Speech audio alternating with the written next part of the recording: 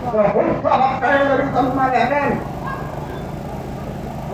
যিটো ৰিপ্ৰেজেণ্ট কৰেন মানুহে মানুহ বনাব পৰা যিটো যন্ত্ৰ, এই যন্ত্ৰ যদি পৰিশোধন কোৱালিটিত যদি ৰাখিব পৰা যায়, শুদ্ধ খাদ্যৰ জৰিয়তে তাক ৰাখিব পৰা যায়, তাৰ পৰা শুদ্ধ সংস্কৰণ আহিব আৰু সেই শুদ্ধ সংস্কৰণে শুদ্ধতা আনিব আৰু পিতৃটোৰ পিতৃটো শুদ্ধ আনিব, মাতৃৰো মাতৃত্ব।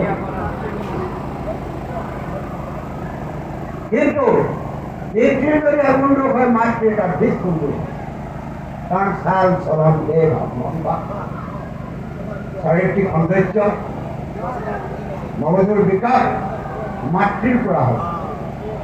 সেইকাৰণে অভিমন্যুৱে চক্ৰ ভেদ কৰি সোমালে, মাক টোপনি গ'ল, অৰ্জুনে কোৱা কথাখিনি নুশুনিলে, সোমোৱাটো শুনিলে, ওলোৱা কথা কৈ থাকোঁতে মাক টোপনি গৈছিলে খবৰতে আৰু ওলাব নজনা হৈ থাকিলে।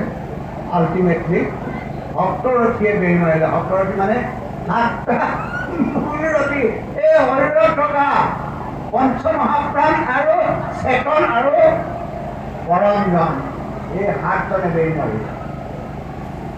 সেই কুৰুক্ষেত্ৰত অভিমন্যুক মাৰিছিলে আৰু মই যদি অভিমান কৰিছোঁ তেনেহ'লে মোক এই সপ্তৰথীয়ে বধ কৰিব। সেই সপ্তৰথী